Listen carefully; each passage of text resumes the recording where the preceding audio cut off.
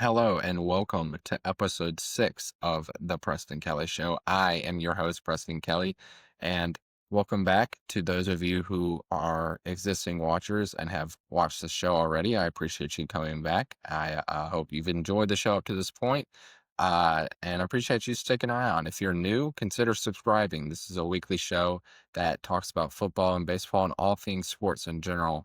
And it would be greatly appreciated if you showed the support in that way, but that's all the plugging I'm going to do for right now. Today, we are going to kind of go over um, some of the stuff from the MLB postseason so far, as in my predictions, which, if you have not seen my predictions yet, my MLB playoff predictions, they are on my Instagram, which, by the way, if you aren't following the Instagram or TikTok or any other social media platforms that I've got, go check the description below. They are down there. Please, please, please go be sure to follow those. So that way you get all the short form content, all the early prediction stuff, the predictions that we do on Sunday, as well as playoff baseball right now. I like to have fun, interactive, do fun and interactive stuff with you guys. So be sure to go follow all the social media apps over on Instagram, TikTok, and etc. that I have. But I posted my predictions on Instagram for the whole MLB postseason, all of it, all the way up to the World Series. And we're kind of gonna do a little short rundown. I'm gonna review who I picked, not, and then we'll kind of dive into a little bit why I picked them. Today is currently Wednesday. It is Wednesday, October 1st. So the wild card started yesterday, and we'll kind of give an update as to how games are going up to this point. In fact, as I'm recording this, it is right in the middle of the Cubs and the Padres game right now. So this gives you a little bit of a better timeline, so that way you guys don't scream at me whenever I make a prediction and it may be wrong or whatever the case is. I wanted to be sure to go ahead and put my predictions out there, just so that way it didn't seem like I was cheating, starting with them, just waiting until to release them till the podcast came out. So I went ahead and released them, and then I'll just go over a little bit who I picked to win each game, and then we'll talk about it some more. But after we're done talking about playoff stuff, we'll dive into a little bit of football, and then that'll be just it for the most part. But we'll start with baseball. That's going to probably be the majority of the show today, and we'll start with the Tigers and the Guardians wildcard series. So as of right now, it is 1-0 Tigers, and it looks like they are about to lose to the Guardians, they had a monstrous bottom of the eighth inning, and they are winning 6-1 currently in the top of the ninth. Just to kind of give you a little timeline there. So it looks like it's going to go to a game 3, which will be tomorrow. But I picked the Tigers to win this series. I really love the Guardian stories. The Guardian story battling all the way back from where they were, and not just making it into the postseason, but winning the division. But I just do think that the Tigers are the better baseball team, and Tariq School will absolutely shut them down in game 1. Obviously, we know it's been Guardians game 2, and I think that the Tigers are just going to wrap it up tomorrow. I really like this Tigers team a lot, even though they did not have a good into their season, good into the MLB season at all. But, I think when it comes down to playing October baseball, they still probably have a little bit of a sour taste in their mouth from last year, and they want to make a better push this season. And I think this is a scary team, even though on paper they are ranked as the lowest seed for the AL in the playoffs. I still think that this is a very dangerous team. So I have the Tigers moving on and beating the Guardians. But this looks like that this is going to go to a game 3, and we will see how that goes tomorrow, whenever we get game 3. And I think that game will be at 1 o'clock on ESPN. That's how it's been shaping up so far. And I apologize for glancing back there. I had the Padres and Cubs game up on my TV. And speaking of that game, let's go ahead and talk about that series right there. So I picked the Padres, just to go ahead and throw it out there. Cubs took game 1. Right now, the Padres are beating the Cubs 1-0 in the bottom of the 4th. So, hoping I hate to say it, I really like the Cubs a lot. I love the players. I just came from Chicago not too long ago from Wrigley Field. That's where they're playing the series at. And this Cubs team is fun. They're fun to watch. It's a very nasty team, and I think that they have all the potentials to make a run in the playoffs. Now, reason being why I picked the Padres is just because I think they have more experience when it comes to looking at their roster and people who have been to the playoffs, which sounds crazy. The fact being, I think the two that stick out for the Cubs that obviously a playoff experience are Kyle Tucker and Dansby Swanson, who have both already won a World Series championship. But this Chicago team is really young, and I think that they are just building up right now. And you know what? Look, it won't shock me if they end up beating the Padres. They could come back today and go ahead and wrap it up and go on to Milwaukee. But I just took the Padres just because I also think that they are the better team overall. I think the Cubs have them when it comes to pitching, but when it comes to offensive wise, I really do like the Padres a lot. And I think that they're one of those teams that are going to be pesky teams. I don't see them making it very far. We'll talk about where I have them, exiting at. But, I really do like the Padres, and I think they just barely get the edge over the Cubs. But and it won't shock me at all if Chicago was to end up winning this series because they are a good team, they are a scrappy team, and I would be very happy. I'm happy with whoever wins this series because I like both teams a lot, the players on the teams. But for me, this was really also just a coin flip for me because I was really struggling to pick who I had winning the series. And I've seen everybody pick both sides, and but I just went ahead and picked the Padres just because it was more of a gut feeling for the Padres. But now we will talk about, I think we'll go ahead and cover the Dodgers and the Reds. Um, I I love that the Reds were able to make it over the Mets. I'm a big Mets hater. Can't stand the Mets. So glad the Mets are out, and the Reds end up getting in. Right now, obviously, it's 1-0 Dodgers. The Reds, they made a fight last night. That Dodgers bullpen is absolutely horrendous. That is one of probably the worst. And in fact, yeah, it's one of the worst bullpens in the MLB. They have the Reds, easily when it comes to starting pitching. But man, that bullpen is so bad that the Dodgers have, and it could end up costing them. We'll talk more about the Dodgers here in just a second, where I have them going. Obviously, I have them beating the Reds. Just when you look at starters and offensive wise, I don't think that the bullpen will hurt them too much there when they're considering they are playing the Reds. Again, love the Reds story. Love that they were able to make the playoffs, but they are facing just an absolute heavyweight in the Dodgers. And, I think that the Dodgers are just going to lock it up tonight, and they're going to get ready to go to Philly, which that will be a fun series, Dodgers and Phillies. So, yeah, it's pretty simple to me. I'm rolling with the Dodgers, even though I am glad that the Reds made it, and I love the story. And I think this is going to be a fun team for the future. This is a team that's going to look to build in the offseason and really make more of a push next season. But yeah, the Dodgers are who I'm taking right now. Now, this series is, I think, the most exciting series to me, talking about the Red Sox and the Yankees. Right now, it is 1-0 Red Sox. Garrett Crochet had an absolute dominant performance last night to snag game one over the Yankees. Tonight, it's Brian Bello and Carlos Rodon for the Red Sox and Yankees. In game two, I took the Red Sox, and I really like this Red Sox team. And if you go look on my Instagram, you'll see how far I have them going. We'll talk. I won't reveal that yet, just in case you want to wait and see where I have them going. But man, I really just do think that this Red Sox team is nasty, and that what they're it's crazy to say, but I think their best move was probably moving Devers to the Giants, getting that drama out of there, and this is just a fun team to watch. I think the biggest issue for them will be just trying. When does Roman Anthony come back? Obviously, he's missing the wild card. It'll be a miracle if they can get him back in time for the ALDS, if they do indeed make it. And this is a game that I expect to go to. Fully expect this game to go 3 games. I'm going to go ahead and search up. Let's see about Roman Anthony. But he's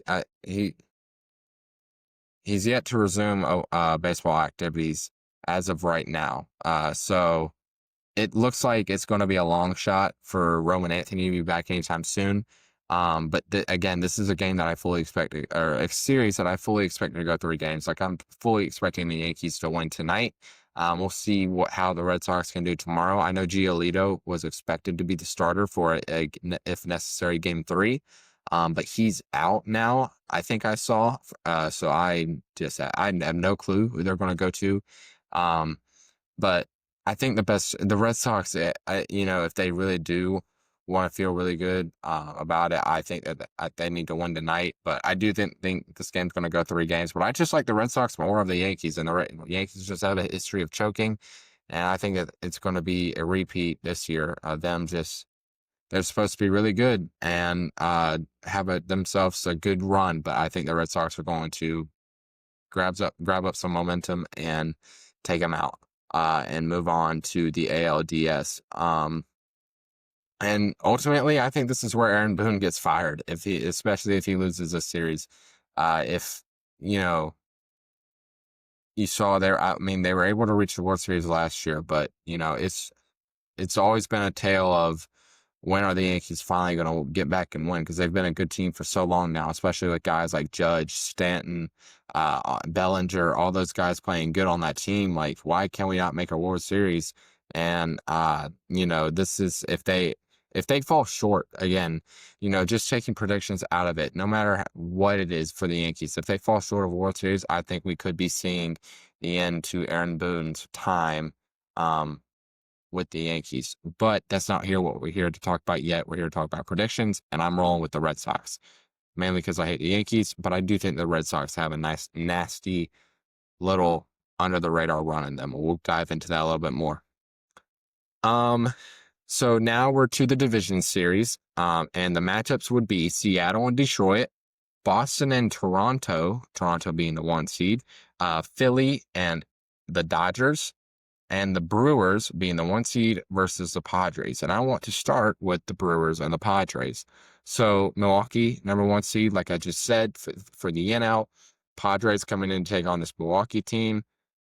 I think that this Milwaukee team is pretty nasty. I got the chance to see them not too long ago in Milwaukee, and I think the way that they play just suits so well for baseball. And I could totally see them making themselves a run here. I don't know if World Series is in the picture for them, but I really, really do love this Brewers team. Their offense is great. The only thing that scares me is pitching. You have Freddie Peralta who pitched, and I'm going to go ahead and say it. He pitched like a Cy Young this year. Jacob Mizorowski, we've obviously seen what he can do, even though he's fallen off lately. And then after that, it's kind of just no one. Brandon Woodruff has not been healthy that much this season, and I like their bullpen. They're getting Trevor McGill back. I do believe he'll be healthy by the time they do start the divisional series, and that's a massive, massive win for them when it comes to the bullpen. Uribe, I totally botched his last name probably, but they have a lot of nasty guys in the bullpen, and I love the Brewers bullpen. Obviously, I just think it's how the starting pitcher how will the starting pitching hold up for them in the divisional series. But I think that they will have it over the Padres. And I think it's mainly going to come from that offense. Christian Yelich has played great this year. Churio, great. Frelick. William Contreras has now all of a sudden started to heat up a little bit. Like, this team has a lot of dogs on their roster, and they love to play scrappy baseball. And I think that fits so perfectly with how postseason is played, because that's the big difference between postseason and the regular season is that, it gets really, really scrappy. You have to be really, really scrappy in the postseason in order to make it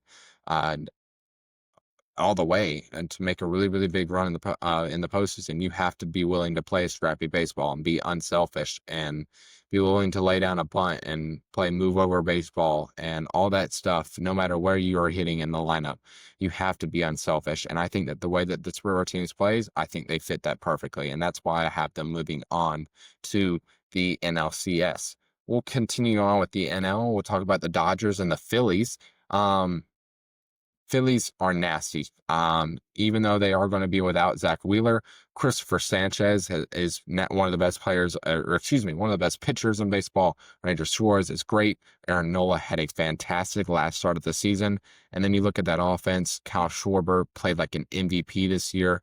Bryce Harper, big game Bryce Harper. Trey Turner has been balling out. Alec Bohm has been okay.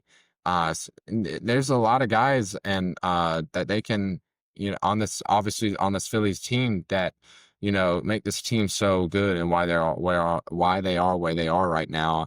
But can they beat the Dodgers? That's the big question. And I'll just go ahead and say out front, because if you are coming from Instagram, you've seen it. I have the Dodgers beating the Phillies.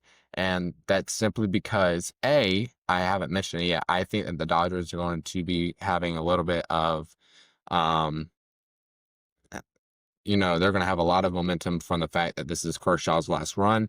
They all probably want to surround him and give him a last hoorah and a shot at going out on with a World Series championship. But this is going to be the hardest test for them. I do believe it, for sure. And out of everyone that I have them playing, for sure, this is going to be their hardest test. And this is a game that I would fully expect to go 7 games. And I'm so excited for this series. If this does end up being the series, I don't think we've seen Dodgers and Phillies. I'm really trying to think back. Obviously NLCS, when the Phillies made it, was against, they faced the D-backs, they faced the Padres. So we really haven't seen a game like this in the division series. I can't say game 7. Excuse me. They go 5 games in the division series, best out of 5. But yeah, this is jeez, I hit my finger. Golly.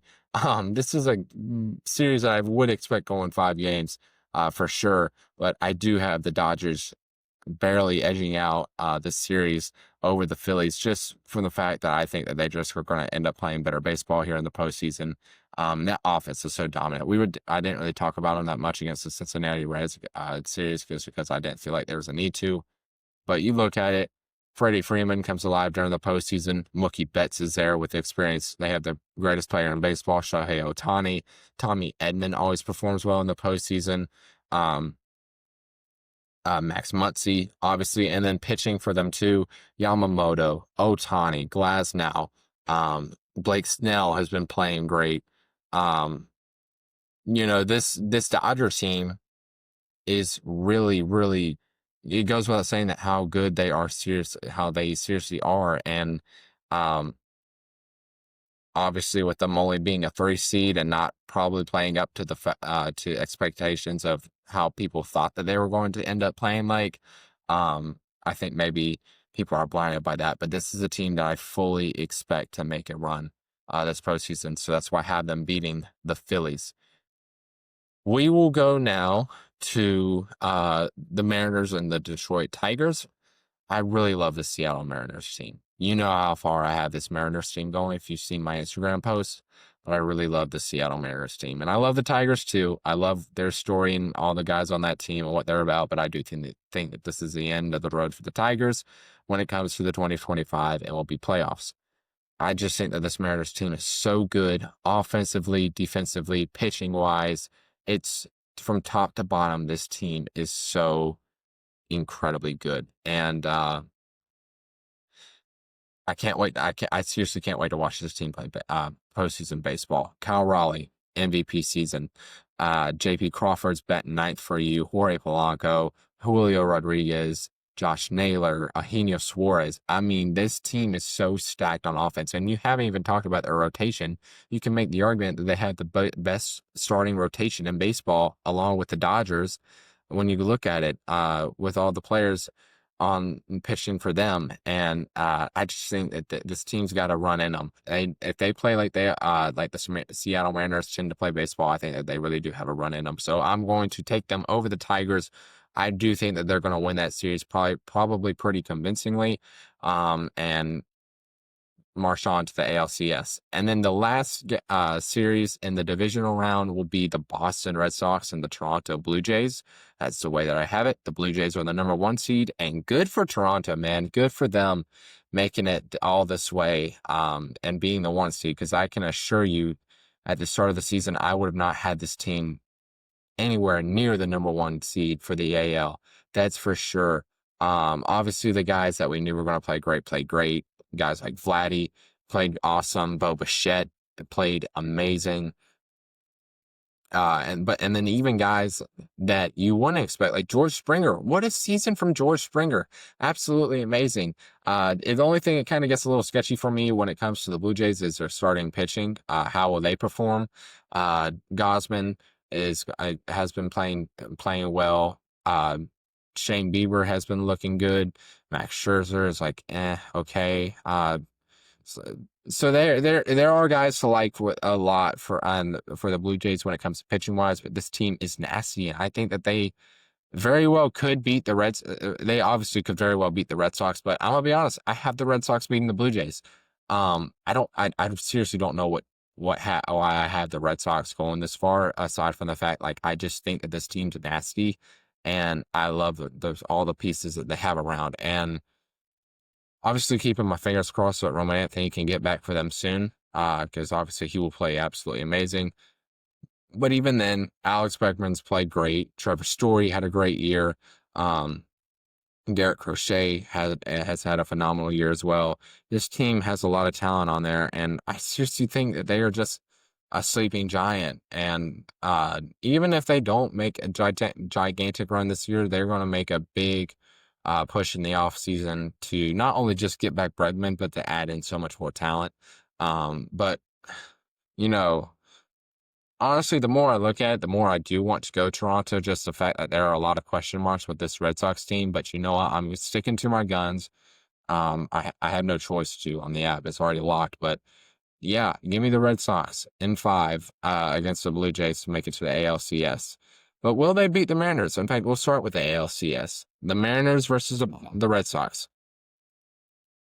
This is where I have the Mariners going to the World Series. I think this is the end for the Red Sox, end of the line for the Red Sox. This is where their Cinderella story stops. And I think the Mariners get back to the World Series and they continue this dominant run and this dominant season that they've had up to this point. I've already sang their praises so much. And this team's so scary, and I'm very excited to see what they can do. Because as of right now, I have them going all the way to the World Series, and whoever it is from the NL that they do end up facing, if they do make it this far, this is not an easy team at all. Like, I think people like to just kind of push AL out of the way when it comes to seeing the NL teams. It's maybe sometimes more dominant and stuff, but man, this Mariners team is so good. Manny Machado just hit a home run for the Cubs or for the Padres. Wow. Oh man. So 3-0 Padres. You're getting in-game updates from me during this episode of the podcast, even though this stuff would have already happened by the time that the podcast comes out. But yeah, look at there. But yeah, back to what I was saying about the Mariners. This is where I have them beating the Red Sox, and I have them making it all the way to the World Series. But will they beat who I have making the World Series? So on my app, I have it differently than what I have it on my predictions, just because I did end up changing my mind. So on the app, I have the Brewers beating the Dodgers. On the app, I have the Dodgers beating the Brewers. Now, this is such a series that I've gone so back and forth about.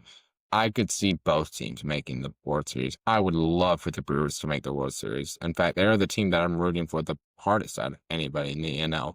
And I love what they've done this season. I've already sang their praises, sat there and talked about it for a good minute just a second ago, talking about them in the divisional series. But the question is just, do they have enough to beat a team like the Dodgers? And I don't think so. I don't think so. And it kills me to say that.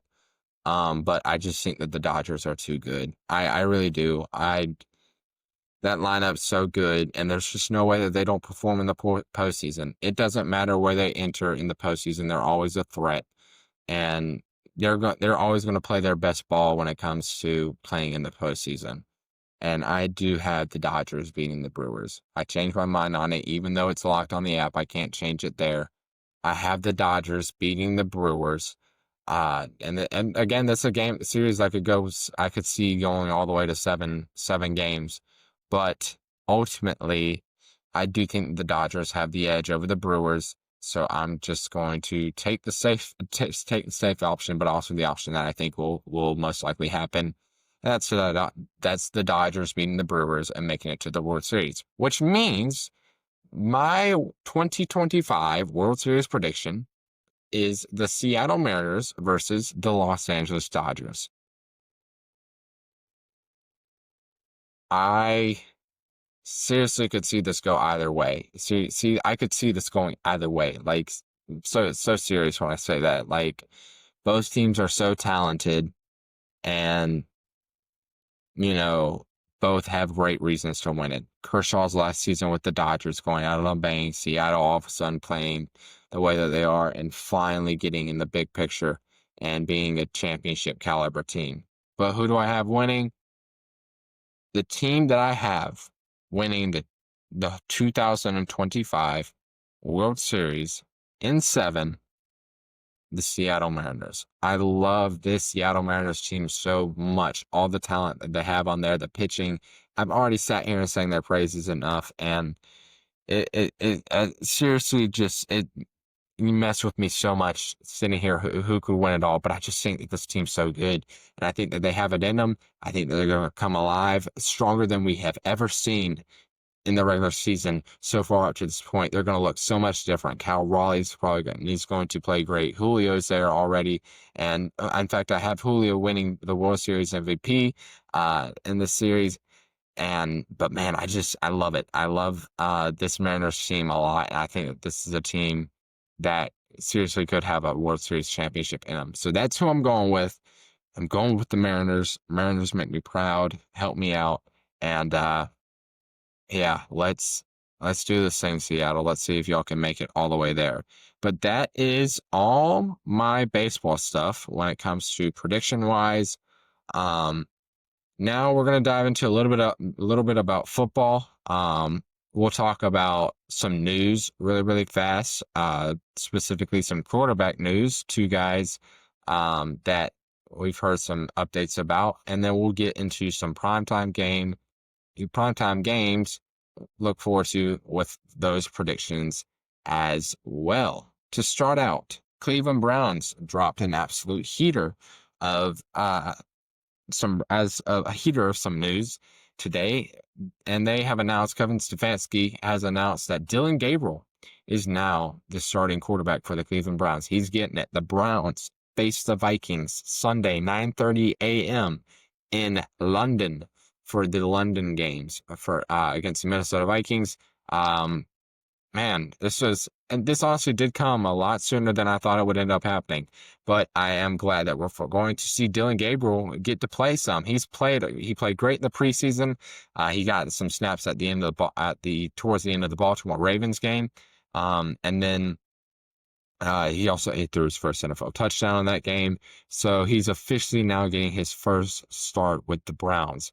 I'm looking forward to it. This is a game that I'll be watching heavily on Sunday morning, even though I probably will still be a little bit tired. But I'm looking forward to seeing how Dylan Gabriel plays. And, the Cleveland fans are just hoping, whether it's him or Shedeur Sanders, that one of these guys is finally going to be the answer, going to be the franchise guy for the next 20 years, however long it may be. Will it be Dylan Gabriel? I don't know. We will find out Sunday, but that is some big quarterback news coming from Cleveland. Dylan Gabriel getting a start in London, actually. Not Cleveland, in London, but for Cleveland. Two injuries that we can talk about that I know off the top of my head.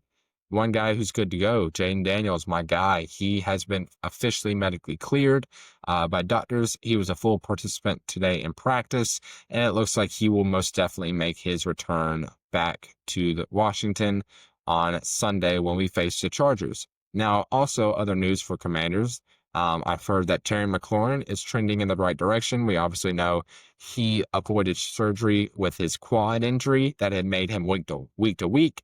Missed last week's game. We are coming off of a very frustrating loss against the Atlanta Falcons and looking to just try and get back on the right track with a win against the Chargers. The Chargers took a loss to the Giants in Jackson Dart's debut this past Sunday. So hopefully maybe they're struggling just a little bit. We can take advantage of that and get out there. But the defense just has to play better. I could go on a whole rant about the Commanders and that and how the defense played and just how we played in general on Sunday. That was really sucky. That's the best way to describe it. It was a sucky loss, and I couldn't stand watching it. It was horrible, and I really hope that we're able to get back on the right track. And I do think that the biggest thing is getting Jaden Daniels back and being able to trend in the right direction there, and hopefully he can help us out a little bit. I don't know if we're going to get Terry. I don't think we're going to get Terry back this week. Would be nice, but again, one of those guys, let's get him back to 100% and then we can get him back out there. And then Sam Cosmi, who got injured last season in the NFC Championship game, was forced to miss the first 4 weeks, and also he's not making his return Sunday. That's not confirmed yet, but they did just open up his 21-day window, 21-day practice window, basically saying he should be able to come off the IR in the first come off the injured list in the first 20 or the next 21 days, or he will go back on there and will miss the next 4 automatically. So it does seem like that we're going to get and see Cosme back very, very soon in Washington. A guy who apparently got hurt on Sunday, and it's not looking like he will play on Sunday, this upcoming Sunday, is Lamar Jackson. Now, a lot of guys were just thought that he quit on the team. Very, very frustrating loss to Kansas City on Sunday for the Ravens. But he seemingly is dealing with a hamstring injury, did not practice today, and is looking very doubtful that he will play for the Ravens on Sunday. So it looks like it's going to be all Cooper Rush for the Baltimore Ravens, who took over for them on that game against the Chiefs on Sunday. Man, I don't want to say Baltimore's tapping the panic button, but we're 1-3. The Ravens definitely need to find a way to get back on the right track fast. That's for sure. Did not look good at all on Sunday, so maybe they will figure something out, but it's not looking great, especially if you're losing your MVP quarterback in Lamar Jackson for the foreseeable future. But those are all the quarterback news I can think of off the top of my head, as well as injury news and stuff. There are definitely, obviously, we can talk about Malik Neighbors getting hurt, tearing his ACL. There are a lot of injuries that have happened. Tyreek Hill, obviously, that gruesome injury that happened on Monday night, all the prayers to him. He's going to be out for the rest of the season. Malik Neighbors out for the rest of the season. My Tyreek Hill prediction is now gone to crap because I had him getting traded back to Kansas City, and now he just decided to tear his ACL. And he's done for the year. And surgery went successful. Man, words are hard. So that's obviously great for him. Seems like they're aiming for him to be back by the start of next season. So all the luck to him and all the luck to Neighbors whenever he gets going with his procedure, and hope to see them both back on the field soon, because they're both amazing football players, and it just really sucks to see these guys go down with these injuries. But now we're going to look forward to week 5, all the primetime games.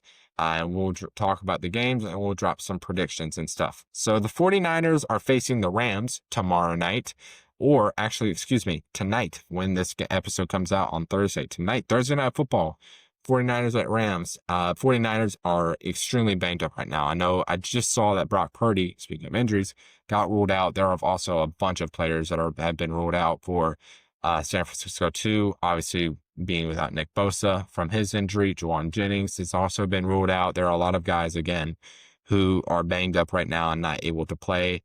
And the Rams, coming off of a really good win against a Colts team that was 3-0.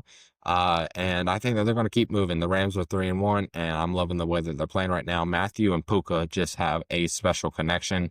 Devontae is obviously still there. Hopefully we can get Kyron Williams, ramped up a little bit more. So, with that being said, I think the Rams are going to take this game. It is also, also in in LA. So that definitely helps them, a lot. Even though 49ers fans will travel, but they are playing in their home stadium. So I'm going to take the Rams. I think they're going to get this win pretty convincingly. And it just stinks to see the 49ers lose these many guys to injuries. And let's hope that they can get healthy quick. 49ers coming off of a horrible loss to Jacksonville. Just doesn't look good for them right now. They aren't playing good football as of late. So we'll see. We'll see. But I do have the Rams winning on Thursday night. Sunday night football is the Patriots versus the Bills. The Bills coming off of a wacky game against the Saints. They won 31-19, but for the longest time, that game seemed to be a back and forth game and a really, really good game. And we're talking about a Saints team that has not won a game up to this point and is arguably the worst team in football as of right now. And Buffalo just always seems to like to struggle against the worst teams and play the best against the best teams. So, and one of those teams being that it seems like the Bills always tend to struggle against, that being the New England Patriots, especially Josh Allen. It seems like every year they always take a weird loss to the Patriots in New England, and it's a head scratcher. But they are playing this game in Buffalo. So we're going back to Buffalo for Sunday Night Football. Obviously, the last time we were in Sunday Night Football, in Buffalo for Sunday Night Football was the Week 1 Classic between the Ravens and the Bills.